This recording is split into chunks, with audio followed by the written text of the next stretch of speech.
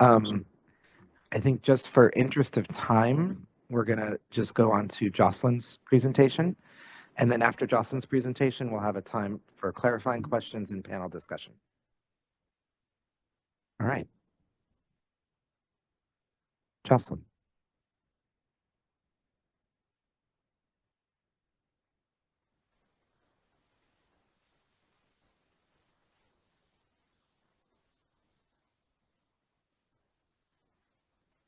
Alrighty, thank you.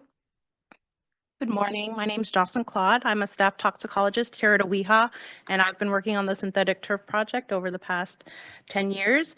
I'm happy to be here to kind of sum up what we've done.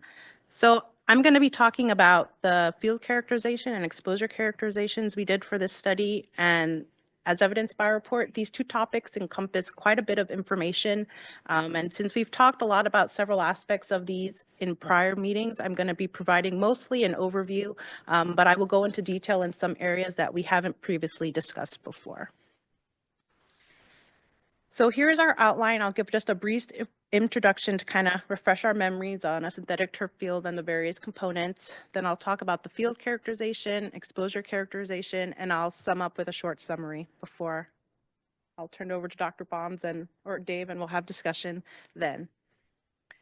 So first, I just want to give a brief reminder of what a turf field is, since it's been a while since our last meeting. So these are fields that are typically used for recreation. You can see them in residential and commercial areas, and they're designed to look like natural grass fields.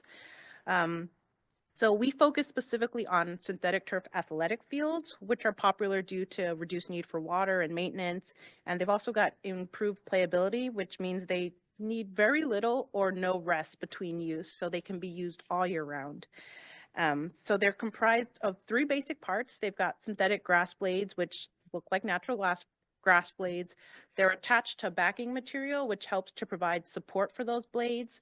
And then the fields contain an infill, which helps support the blades and provides cushion for the fields.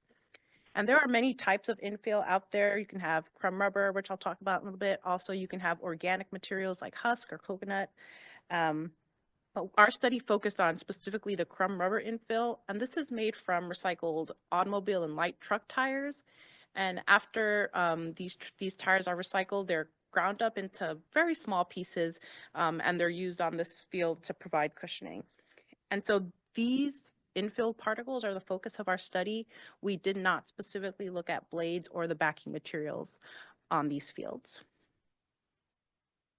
So now for the field characterization. So this was one of the primary tasks of our study, which was to examine and identify the chemicals that could potentially be released from the infill used on these fields. So to do that, we sampled 35 fields across California. We had a database of roughly 900 fields to start with, and we used a random stratified sampling method to ensure that we got a representative samples across the state.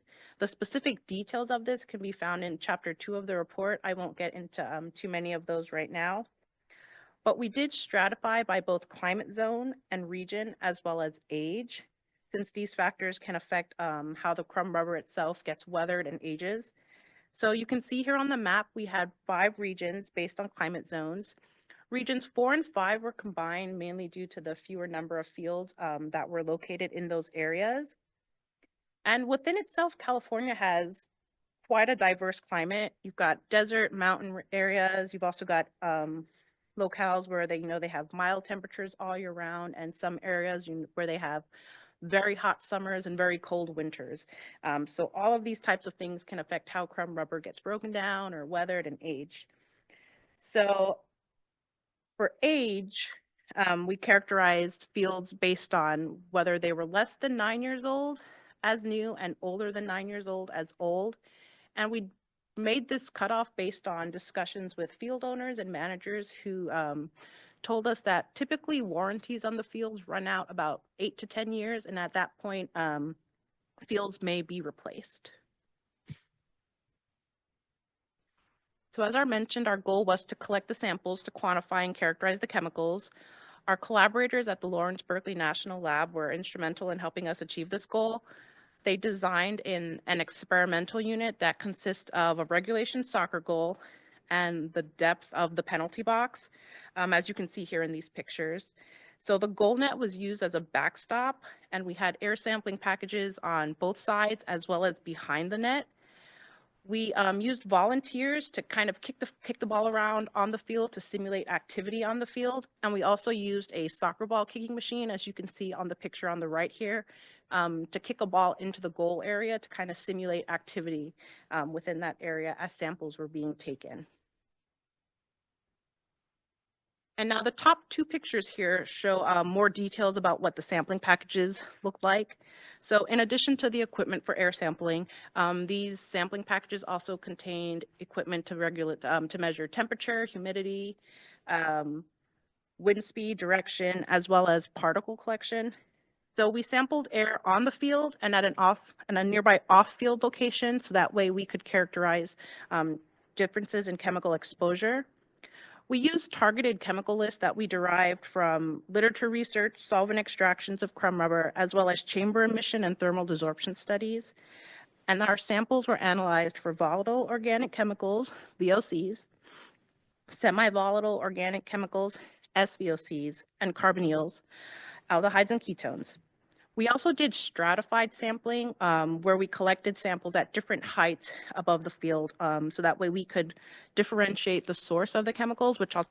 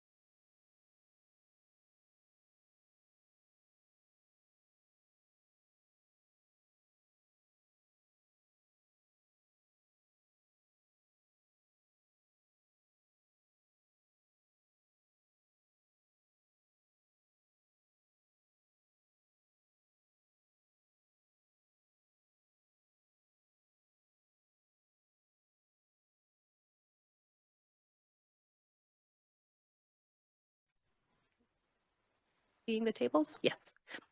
All right. Apologies.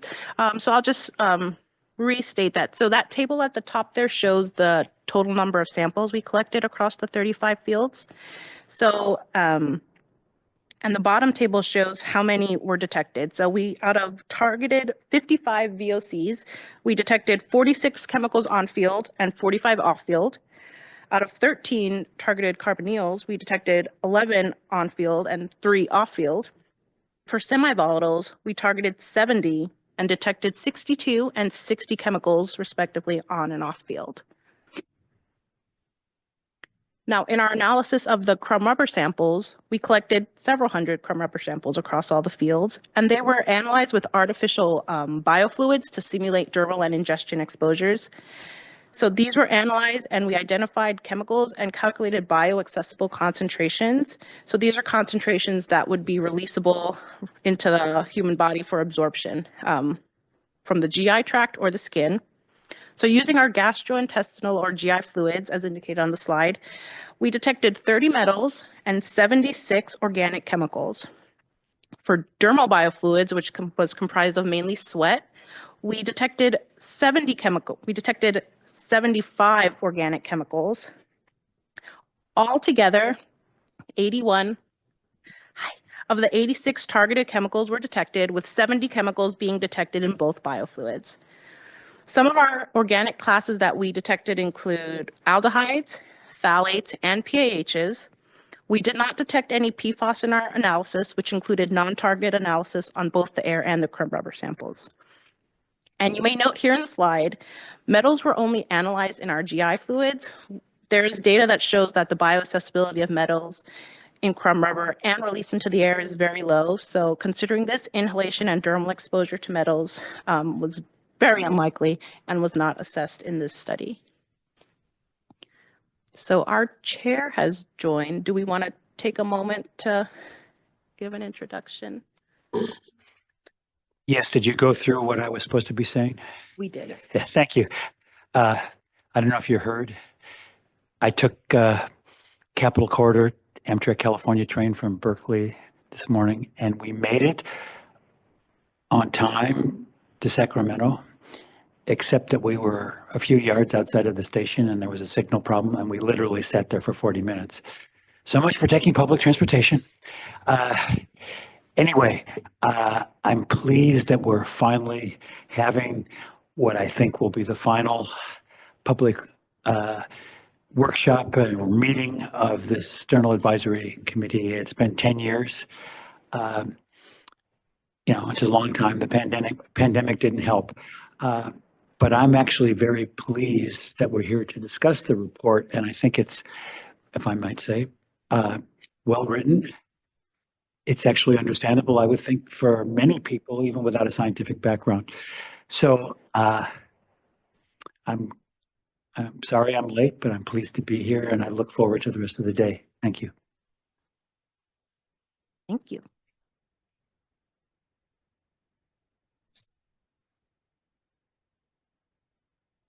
All right. Okay, so to continue, as part of our chemical characterization process, we also use the data to help determine each chemical's primary source. So we use this to help differentiate which chemicals might be coming from the field versus which chemicals might be coming from other environmental or human sources.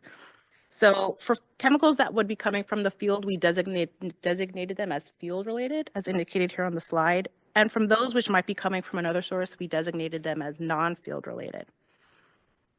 So for all metals and SVOCs, our targeted lists for those chemicals were derived from direct analysis of crumb rubber itself. So we presumed all of those to be field related. For VOCs, we use those stratified samples that I mentioned a few minutes ago to help differentiate their source. So as the VOCs get released from the crumb rubber, they're going to enter the air and become less concentrated as they rise from the surface and mix with the ambient air. So for VOCs that had statistically significant higher concentrations closer to the field and followed a trend of decreasing concentrations with increasing height, we designated those as field related. For all chemicals that lacked that gradient, we designated them as non-field related. And the specifics of our analysis for this can be found in Chapter 3, as well as Appendix D in the report. So for aldehydes and ketones, for chemicals where there was stratified data available, we used that to make the designation. For chemicals that didn't have stratified data, we used the South Coast Air Quality Management District's Multiple Air Toxics Exposure Study, MATES, exposure as a point of comparison for our study data from fields in the same district to make our designation if there was chemical data available. So if our data was higher than what was reported by MATES to be the ambient concentration, we designated it as field related. And then for chemicals where there was no tower data and no MATES data available, we presume that it was field related. And so for the last slide for our field characterization, we collected environmental data at each field, and these data were collected for 1 hour before, 3 hours during, and 1 hour following field activity. So we collected temperature data continuously at various heights. The air temperatures decreased as the height increased, and the average surface temperatures increased as the ambient temperatures increased. In general, our surface temperatures were about 20 degrees higher than the ambient temperatures. And as you can see on the slide, the maximum reported surface temperature was 131 degrees. We also measured ozone, which is known to affect the aging of crumb rubber. It's naturally occurring, but it also is formed near the ground surface from photochemical reactions. So all measured concentrations were within the California ambient zone's 1 hour exposure standard of 90 parts per billion. There were 3 exceedances of the 8-hour standard of 70 parts per billion with a max value of 87 parts per billion. We collected PM 2.5 on the field, on and off the field, and levels observed on and off the field were similar, and activity did not appear to increase the particle concentrations that were observed. So now moving to the exposure characterization, our goal here was to characterize the exposure of soccer players and other related users of synthetic turf fields. And so we focused on soccer due to its popularity in both males and females. Players tended to start from a young age and continued all the way to adulthood. And we looked at 4 main groups, including athletes, soccer coaches, referees, as well as spectators. So we evaluated exposure on field for all these groups, as well as off field for spectators who might sit or on the sidelines or stand on the sidelines. So these groups have a wide range of ages that could be associated with them. So, and those ages represent different stages of development, activity patterns, as well as susceptibility to exposure. So to account for this, we broke our receptor age groups into these various groupings, as you can see here on the slide. So each check mark indicates that we did an assessment for that age group for that receptor. So for athletes, we evaluated ages 2 to 70. Coaches and referees, we evaluated ages 16 to 70. And for spectators, we evaluated the 3rd trimester fetus all the way to age 70. And this slide here shows our exposure model. So it describes the potential pathways that receptors can be exposed on synthetic turf fields. So for example, here at the top, it illustrates how gases or vapors can be released from the fields and available for inhalation by all receptors groups. Our model also shows which pathways we deemed were either incomplete, negligible, or not dominant, such as dermal exposure of vapor and suspended particles, and thus we excluded those from our analysis.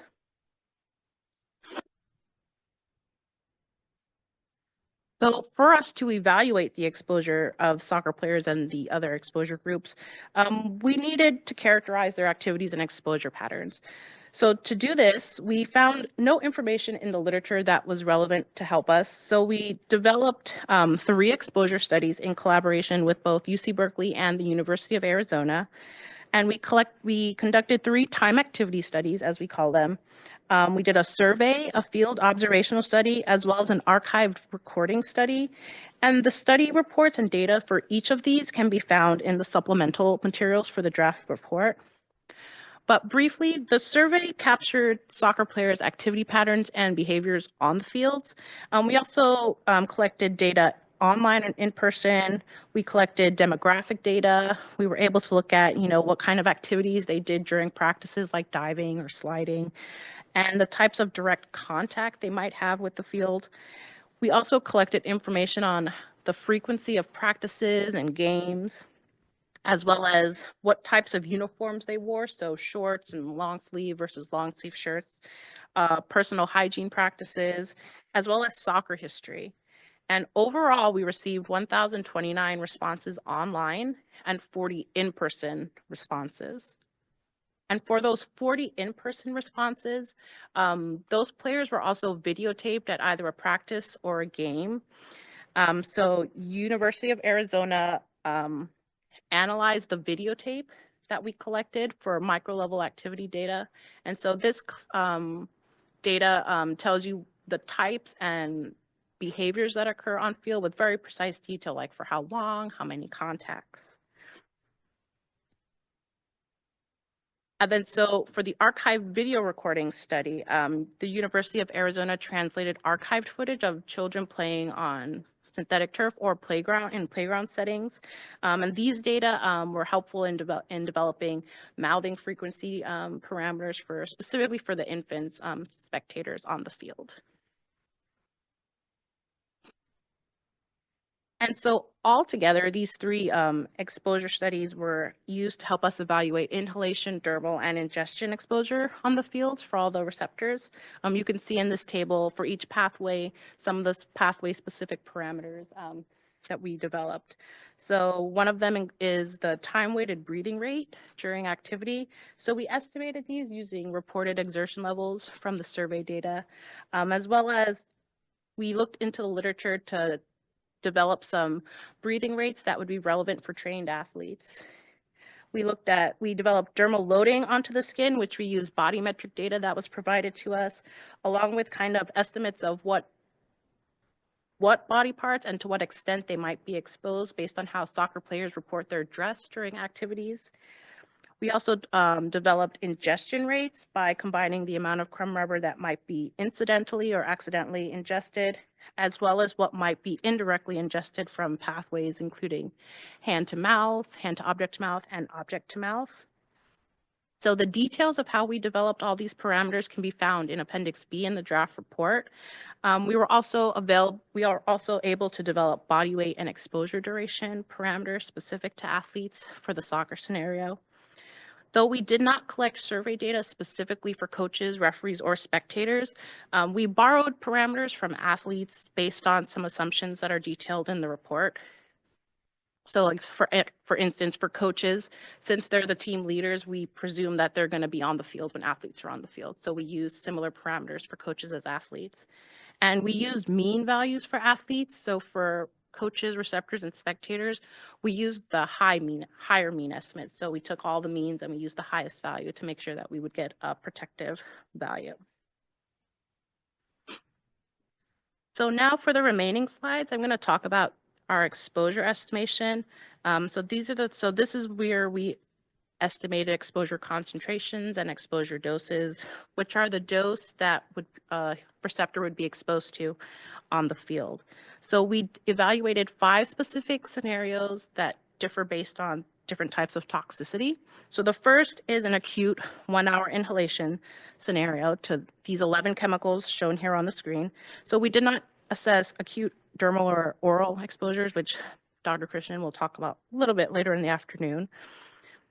So these short-term high-level exposures can lead to adverse health effects on the respiratory and circulatory system. So we used acute exposure concentrations that are equal to the maximum air concentration that was detected at any time point across any of the 35 fields in order to get a health protective estimate. And now before I continue, Dr. Krishnan alluded to this a little bit in his introduction. So for the data that we collected for both air samples and in our crumb rubber samples, we have 2 different options to utilize the data. So one option represents individual field data where we can use values that might represent a single home field or home practice field. And these would be relevant for acute effects as well as developmental and reproductive effects, or DART, as indicated here on the slides. And DART effects are assumed to have the potential to occur after a single exposure. So these individual field data, since they're collected on a single day, they're a good surrogate for that one-time single event exposure. The second option would be to use the average across all the 35 fields, which would reflect players traveling for games or tournaments across the state during the soccer season. And we use this data for all other relevant health endpoints. So for the one-day exposures I just mentioned, we used individual field data to evaluate these chemical endpoints. And so we did evaluate all 3 pathways. We did inhalation, dermal, and ingestion. So these exposures focus on a single day or event. And so for inhalation, we assessed 18 chemicals.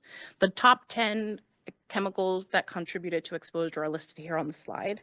And so for the inhalation exposure concentration, we used the average air concentrations for an individual field, and we used an adjustment factor that adjusted by a receptor's breathing rate and the duration of exposure. For the dermal pathway, we use exposure doses that are represented by the dermal load times the average individual field concentrations in crumb rubber divided by the body weight. And so for dermal, we assessed 19 chemicals, and the top 10 contributors to exposure are listed here on the slide. For ingestion, the ingestion dose is represented by the one-day ingestion rate, which assumes a single event per exposure per day, times the average of the individual bioaccessible concentration in crumb rubber all over body weight. So we assessed 20 chemicals for this pathway. And again, here, the top 10 exposure contributors are listed here in the table. So one other endpoint we looked at was sensory irritants, and these are chemicals that cause irritation to the eye and respiratory system. So there were 3 chemicals we assessed by this pathway, and the exposure concentration for these was just the average air concentration, since this is it's a concentration dependent mediated effect. So now for chemicals that have all other endpoints other than acute sensory irritation or developmental endpoints, we evaluated chronic exposure. We did inhalation, ingestion, and dermal exposures. So for inhalation, the exposure concentration is equal to the average air concentration times the adjustment factor, once again, for breathing rate as well as exposure duration. The top 10 contributors here are listed on the slide for spectators ages 0 to 2. For the dermal pathway, the daily dose is equal to the dermal load times the average crumb rubber bioaccessible concentration times the events per year all over the body weight. And the top 10 contributors are listed here on the slide. For ingestion, we assessed 69 chemicals, and the exposure dose is equal to the daily ingestion rate times the crumb rubber bioaccessible concentration over the body weight. And for all of these chronic exposures, we did the calculations using both individual field data as well as the average across all fields.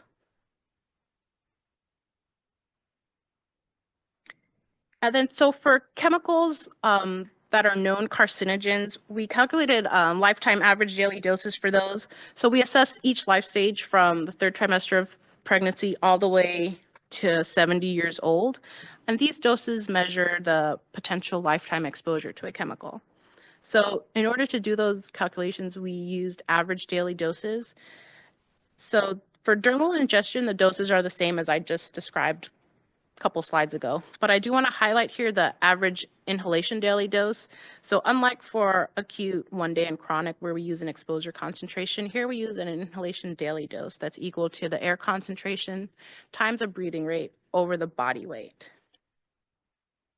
And those average daily doses are used to calculate the lifetime average daily dose by multiplying by an age sensitivity factor, which is a time weighting factor that accounts for increased susceptibility to chemical exposure earlier in life. So it modifies the chemical's cancer potency for each life stage, presuming an increased sensitivity early in life. So it decreases with age from a factor of 10 for infants to 1 for adults. We also include an exposure duration that represents the length of exposure. And all of this is divided by the averaging time, which represents an average lifetime of 70 years. And shown here are 10 chemicals. These 10 chemicals were evaluated across all 3 pathways. So on this slide, you can see how, and all these are for spectators 0 to 2. And so you can see of how the lifetime average daily dose can vary across the pathways and how pathway with the largest contribution can vary for each chemical. So this afternoon's presentation will look more into how we assess chemicals that were detected across these multi-routes. And so just to wrap up, so we sampled 35 fields across California. We collected air and crumb rubber samples. We identified chemicals that were potentially could be released from them.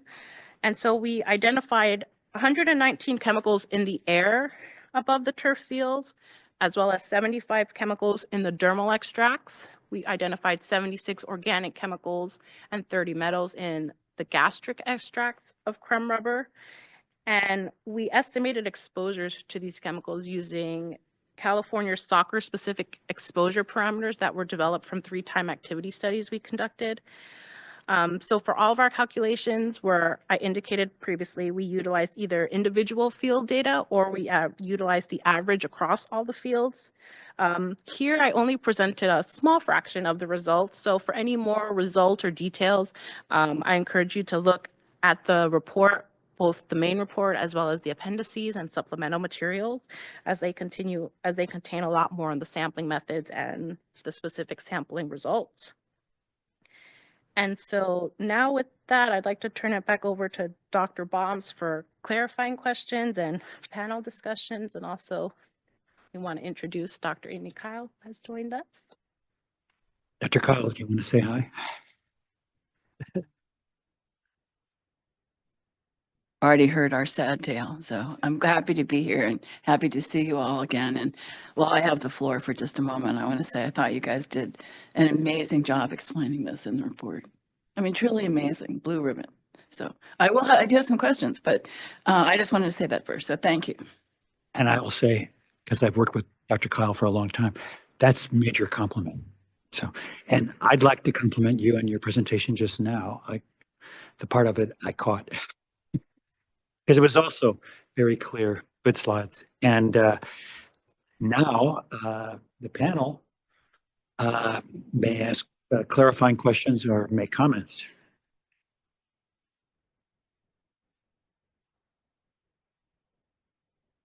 Is your mic on? Okay. Again, I agree. This was a great report. You guys did a great job. And I feel like some of my clarifying questions are super detailed because that was the only questions I had to come up with. But some of them are bigger. So on the time activity for the 1-day exposure, I wasn't quite clear on the decision to only use the mean exposure duration for the athletes, because especially I will admit, I did not dig into your appendices, but it looked like the mean was on the order of the length of 1 game. And I was thinking for that 1-day exposure, you would want to be reflective of kind of a day where they're playing a tournament on a field. And I wasn't quite sure why, and maybe I misunderstood why the 1-day exposure seemed to be on the order of only, I think it said like 2.5 hours. Yeah, so for some of the parameters from the time activity studies, some of them we asked them how many days per week do you practice, how many games per week do you practice or play.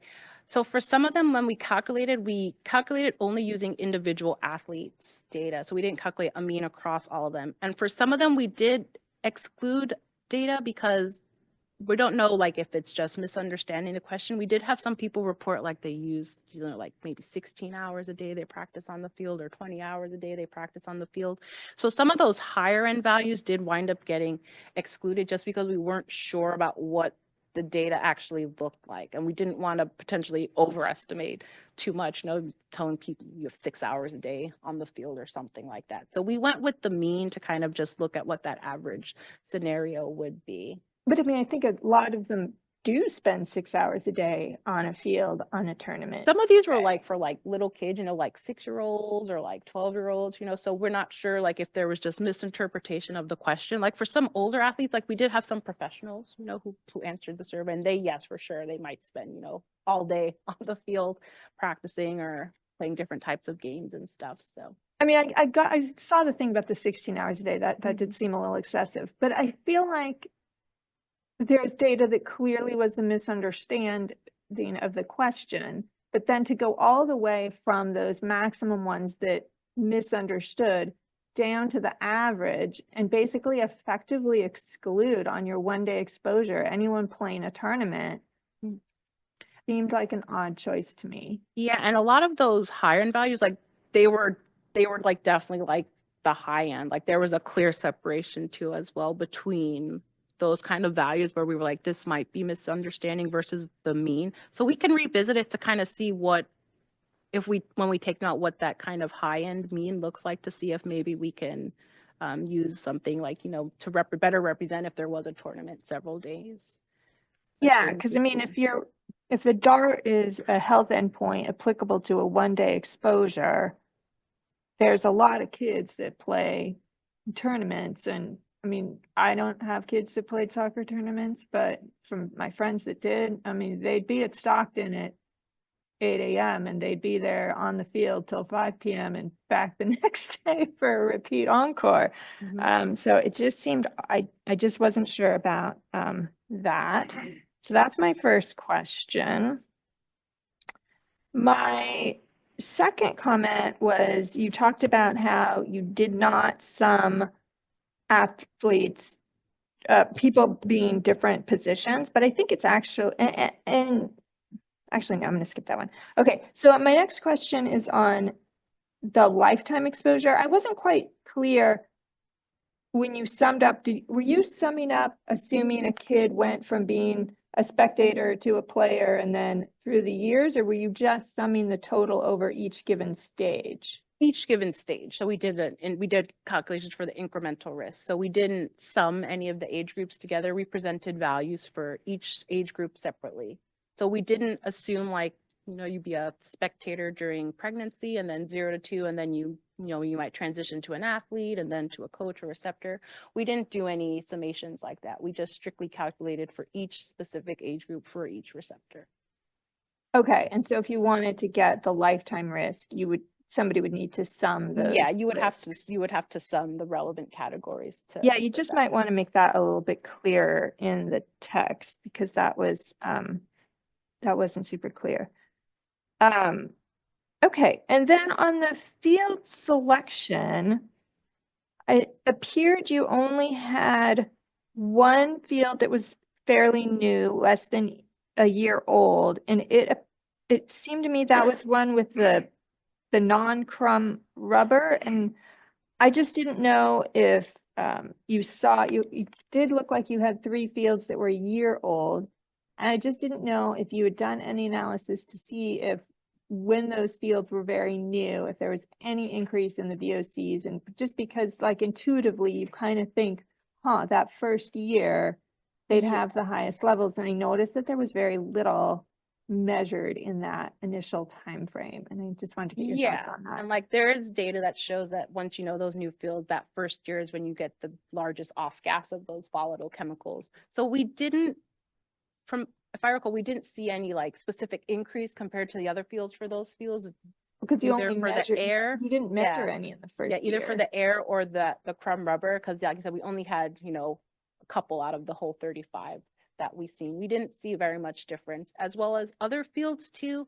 Sometimes the fields, sometimes the crumb rubber, it'll get in the shoes, so it'll get taken off the field. So some other fields do replenish their crumb rubber kind of as the season goes along. So the field may not be new, but they might still have, new areas of crumb rubber that have been on there too. So that might kind of dilute some of that, that kind of analysis as well. Do you think it would make sense to note that as like a potential elimination, a potential limitation that there weren't very many? We could write that, because I think we wasn't really anything that was less than a year old, except for one that wasn't from rubber. I have other questions, but I'll let somebody else take a turn for a while.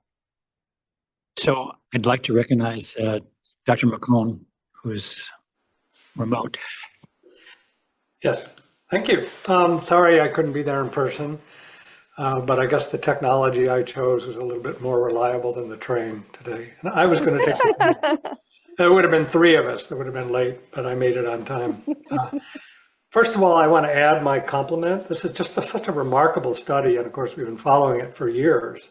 But for anyone who has questions about, I think for the general audience and the scientific audience, just the detailed efforts to not make assumptions, but actually make so many measurements. And, you worked with some really good scientists. I'm biased because some of them worked with me when I wasn't retired and they weren't. But that was really clever. And I think it's compelling that this is not just a hand-waving exercise. It's really literally, in the dirt or in the crumb rubber and really looking. So I guess I had a kind of a comment or a question, something I want to explore a bit that you alluded to, I think early on, about if we look at this list of chemicals, many of these, I mean, probably most of them are chemicals that we're exposed to or people are exposed to from other sources. They're toxic air contaminants or they're in consumer products. So I know you tried to mention, or you mentioned something about looking at the relative exposure from people associated with soccer events, either on field or off field.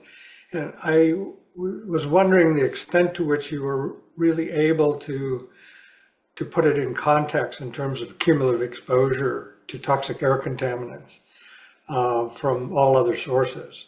And again, that's highly variable, so that's hard to do, right? I mean, some of the communities that people live in are quite clean and others are coming from communities where I'm guessing the substantial amount of their exposure to these substances may be in their backyard and not on their soccer field. But I don't know if you could just comment a little bit about how you would address people's question about, is this big relative to their cumulative exposure to these substances from other sources over the lifetime? And if so, how might we communicate that? That's a good question.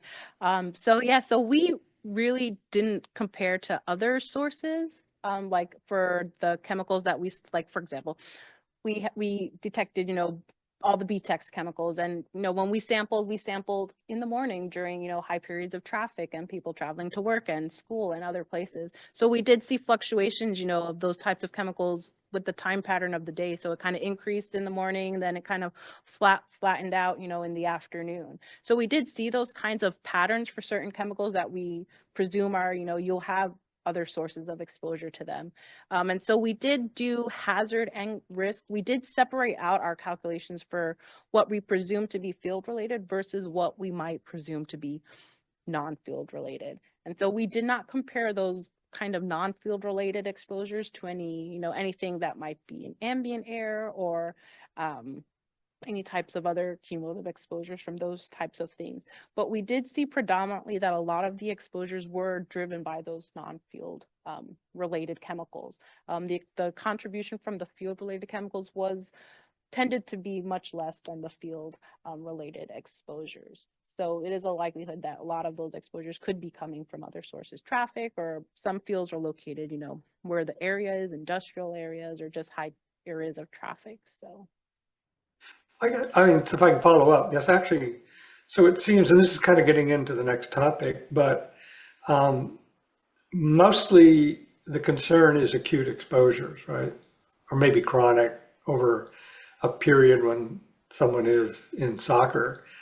So I guess the question I'm asking is probably only relevant for long-term, for chemicals that give rise to long-term chronic exposures and lifetime burdens of disease, whereas I think the bigger issue was chronic or acute for a lot of these. So I guess we can take this up this afternoon, but I think in, kind of supporting your response, because the goal was to look at short-term typically acute exposures during a day or during a soccer game, then the other non-field related exposures probably wouldn't matter that much unless they just happened to be near a facility that was having an off-normal event and releasing chemicals, which, again, I don't think that's part of your purview to go into a rare event like that. So anyway, thank you.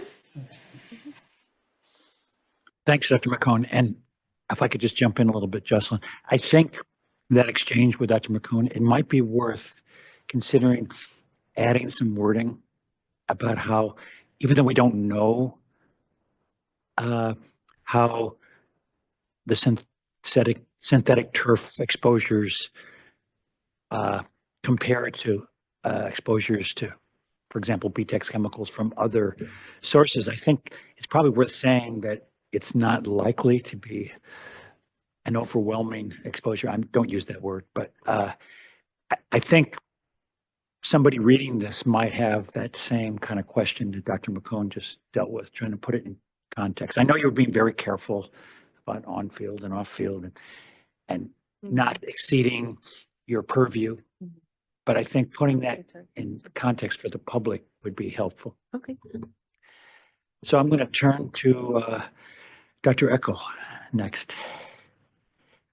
So I'd like to echo the rest of the panel in saying that this was a really great study. I really enjoyed reading it and I've enjoyed seeing the development over time. And so my comments are coming from a statistician point of view. So I really appreciated the rigor that I saw, you know, in the sampling of the fields, that stratified random sampling to really characterize the different ages and the different climate areas of California. I thought that was great. And I also really appreciated the characterization of the on-field based on the height of the VOCs, for example, and using that linear mixed model. I thought that was great to see that sort of state of the science statistical methodology. I did have one question about the exposure characterization, and I saw, you know, looking at like individual fields versus looking at averages across all the fields of exposures to chemicals. And I was wondering, did the approach that you take, when I was reading through and seeing your presentation, it looked like for shorter exposures, like maybe 1-day exposures, you looked at individual fields, but for longer exposures, it was more of an average across all the fields.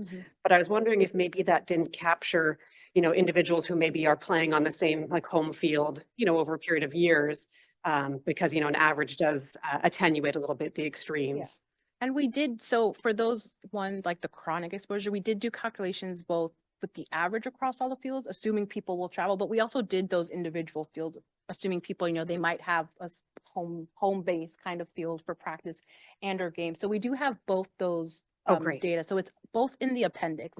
In the main report, we just have the individual data, but we did do present the data for both. And generally when we look at the distribution of the individual fields as well, the average value tended to fall right around where the average across all the fields looked at. So we thought we were like, that nice looking data right there, our average. So we did kind of look at both of those situations to kind of see what it would look like to kind of look at that, especially for like younger kids. They're probably most likely not going to travel across the state. They'll probably have that one field that they might look at. So we did look at both of those scenarios for the chronic exposures. Well, thank you. I'd be careful of saying that they wouldn't travel across the state. You know, I had a kid who was on a traveling team and he traveled all over the state. But anyway, Dr. Avil. Thank you. So I just have a couple of questions, and let me ask you a question that is sort of much larger than this, which is, I know you focused on exposure characterization, talking about this, and this afternoon we'll hear more about the health assessment. And so, but some of your summary and questions did get at some of the health stuff. So I don't know whether to hold this and expect that we'll hear more in the afternoon or ask you now. I would say ask now. Yeah, because the topics do very much kind of intertwine with each other. Okay. So I would say ask away, and if there will be more on it this afternoon, we can talk. So I only have about there. maybe Yeah. one or two additional comments from over and above my colleagues. And parenthetically, I'll say that as a parent of children who did play lots of soccer on lots of fields and did play both local AYSO and traveling squad type teams, Dr. Valms is exactly right. We were all over the state. Okay. Right. So traveling. But more importantly, I think for many hours a day, particularly at tournaments, as Dr. Bennett suggested, the teams will stay at or near the fields and be there for hours of the day. So it's so I think you may have thought about it may be only minimal exposures that you consider in the scheme of what teams actually do in these tournaments where they're there for for a weekend. Right. And so I think whether that comes up in the limitations or discussions or commentary, I think it's worth thinking about how you sort of address that, because I know that's an issue for many parents who are going to look at this and say, well, wait a second, that's not my experience.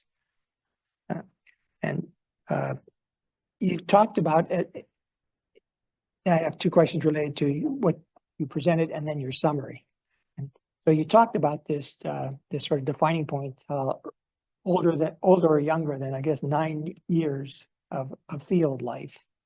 And so, but when you summarized your data, you didn't say anything about whether there's any appreciable difference if you wanted to sort of call attention to, or just say that you really didn't see much difference.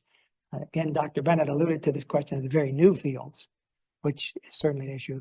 But, because there are so many fields in use across California and the country, I was wondering if, if you did have any insights or whether there'll be more said in the final report about, this dichotomy, if there is such a dichotomy, or if it really just is sort of a gamish. Yeah, we really didn't see much of that kind of separation between like the old versus the new, because like I said, some of those older fields, as the years go on, they do replenish the crumb. So when your field gets to be 9 years old, your crumb is likely not going to be 9 years old. You will have replenished either certain areas or the whole field by that time point. But we could make a note in the report to address kind of that we didn't see that kind of breakdown, that old versus new kind of difference in the either the VOCs, the difference in the release, or the crumb rubber, the presence of those chemicals. I think it also would be useful for the public to understand better through OEHHA's sort of guided expertise eyes to say something about the mean versus the max in terms of what you've seen in the range of these fields. Because again, you talked about, a number of fields, you talked about a number of concentrations, but then you sort of focused in on this is the average exposure, this is the average thing. I understand why we do that, but I think there are some concerns about these outlier conditions, which may not be so much outlier for a number of people. Yeah. All right. Yeah. Thank you. Yes. Dr. Kyle. Thank you. So I'm thinking about not only the details of the study and the methods, but also what did we learn from this is kind of the main thing on my mind, because of some of the reasons people have mentioned of the depth of the analysis that you did, the creativity of it, and the fact that we looked at this in a different way than we often do. And so this is the spirit in which I'm asking you this question. I don't know if it's germane really to this part, but it's from the beginning. So, and this is, I'm trying to understand what we thought we'd find and then what we found in terms of the substances in this material. And I'm very interested in how that distributed between the air dermal and the, what do you call the ingestion related one? Yeah. I mean, I think that pattern is really interesting. But my first question for you is, remember the ones that fell out because we couldn't find an analytic standard for them? Did they ever reappear anywhere? And I understand why you took them out, I think, but I also would like to figure out I'd like to commemorate that there was some number between 10 and 100, I think. Yeah, I forget the exact number, but yeah. So if it disappeared before we could find the standard, so we didn't look for it after that, because when we did our analysis, we had those specific targeted lists that we used. So if it fell out before it got to that point, we didn't look for it again in the rest of the analysis. But can we find that again and just see? Yeah, so we can pull out those lists of chemicals. Because I just like to kind of see what was left there, and the Mhm. reasons it was left there. And I'm not saying you made the wrong decision, but in terms of what we learned from this, there's something we learned about that piece of it too. And the issue of standards and why they're not available and what is it we don't have standards for at all. And I'm running into this in other contexts as well, that there are whole areas of inquiry that are limited because, oh, gee, we don't have a standard, which in the 21st century seems like kind of a lame answer, doesn't it? So I would like to figure out the right way to ask about that. Okay. So that's, I guess that's the, I think that's the main thing I'm going to ask right now. I have some others for later, but thank you. Yeah, I had some other questions on that because I got a little confused on some of the non-targeted stuff. So was the non-targeted wasn't done by LBNL, it was done somewhere on campus by different people? And was that so only the LBNL, they pilot? analyzed the samples, they got the extracts, and the sample extracts were analyzed by UC Berkeley's QCB lab, because LBNL did not have a liquid chromatography machine. Okay. So LBNL did all the GCMS, and then the QCB lab at Berkeley did all the liquid chromatography. And that was only on the pilot samples then? It was the pilot, and then that we did pilot, and then we did a second phase where we did 4, and we did the manufacturing samples, and then we expanded a little bit for the second phase, and we did some of those. And then in addition to the ones that you couldn't buy the standard for, were there other ones that you just couldn't identify for sure what the compound was, or? I would have to The check. non-target world is just, they come up with so much stuff, and Yeah. I also felt like a little bit like, what? Yeah, and like I think maybe a couple of meetings ago, we showed some of the chromatograms, and you could just see there's just so much stuff in there. So there was some stuff I think that we weren't able to identify. I don't know off the top of my head kind of the magnitude of how many that was, but there was some stuff that was just kind of out that we were not able to identify. It said they didn't find any of the PFAS in that, so did they ran a library of PFAS versus the non-target? Yeah, so in our non-targeted analysis, we didn't see any PFAS, but we looked at the crumb rubber, so we didn't look at any of the blades or the backing, which is likely where the PFAS would be present. And in the air samples, PFAS are likely not going to volatilize. So we didn't. And that's in the report. Yes. Okay. So we did And put you that in the didn't report. really look for any OPEs either, the organophosphate ones? Mhm. And then I was also confused on the volatile sulfur compounds, because it said they did something with the volatile sulfur compounds in the pilot. And then that seemed to go away, and I didn't see where there was any reference to, like, we just didn't see anything, or they were just really boring. Yeah. So those volatiles, that was for the benzothiazole that we wanted to make sure if it was there, we captured it.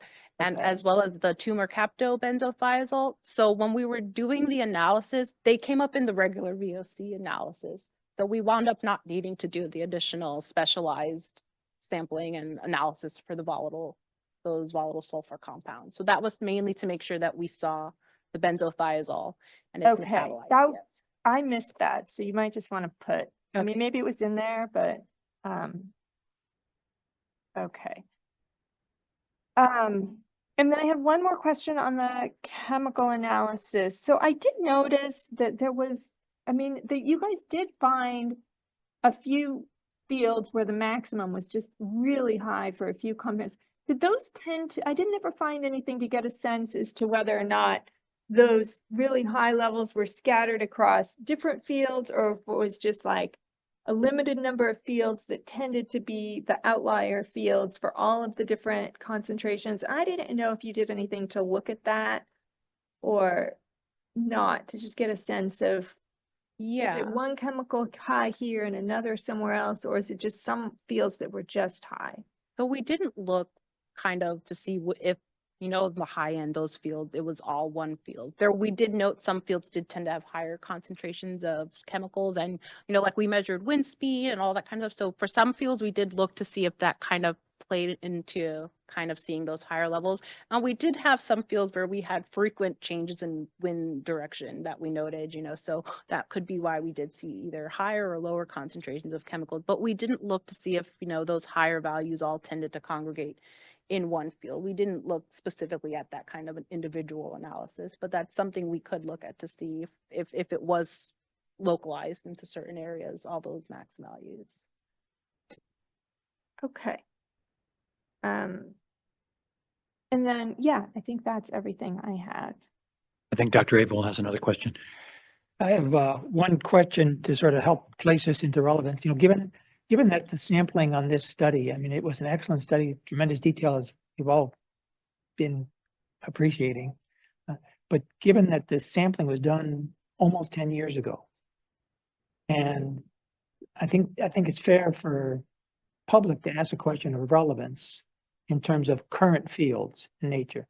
So I don't know if there's information that you have access to, or if you looked at or even thought about as to whether in today's fields or in the last 5 years, the fields that are being used now, if crumb rubber from passenger and light duty vehicle trucks is still the primary infill, or if there has been a move by the industry to go to coconut or something else. So that is all your hard work still Yeah, still relevant. Yeah, and when we did the study, 10 years ago, there was already that you started seeing kind of people moving towards the alternatives because, the Senate, they tried to push for that moratorium to stop installing fields and, schools, parents became more, like, are we going to put this, like, is there an alternative? That's why we did see kind of those organic, you get the corn husks, coconut husks, and you got sand. And I forget Nike, they had their kind of their, their recycled shoe rubber kind of infill. So there have been quite a few infills that have been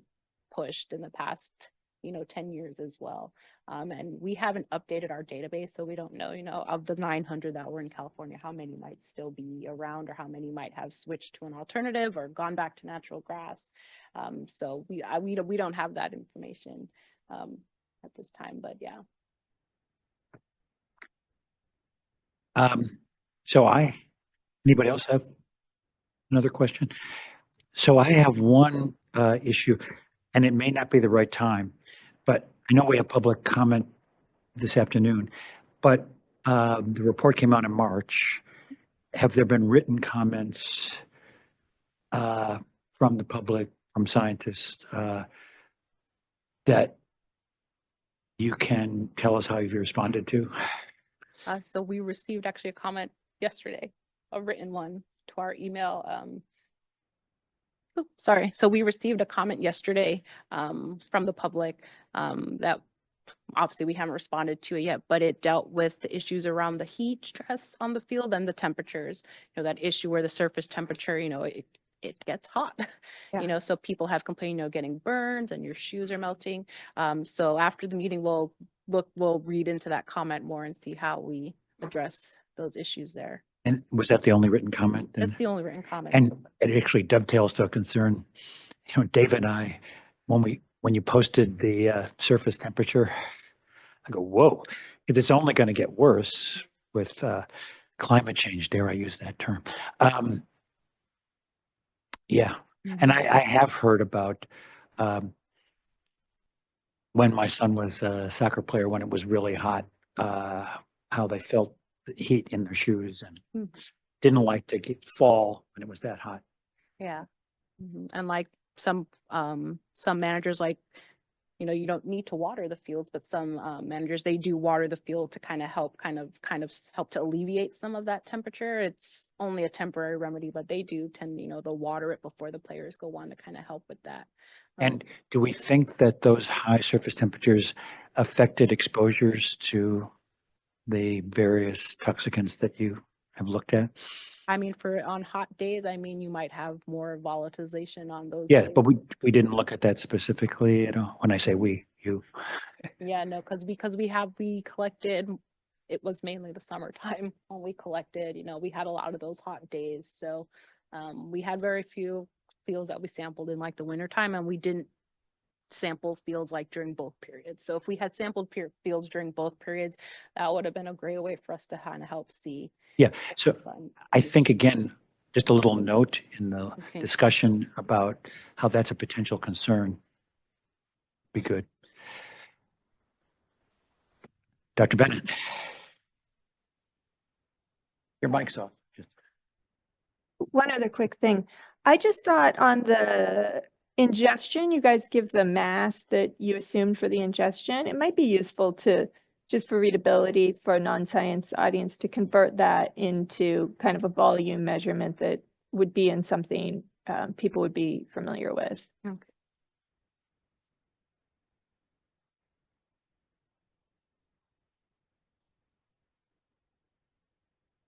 That said, I still think, given the complexity of the study and the multiple sections of the report, it's in pretty public, user-friendly form. Much better than I expected, actually. Well, as scientists, we did work hard on trying to make sure that as scientists, we often, yeah, are not good at communicating with the public, but you did a good job. Many thanks. It was a group effort, but thanks to all.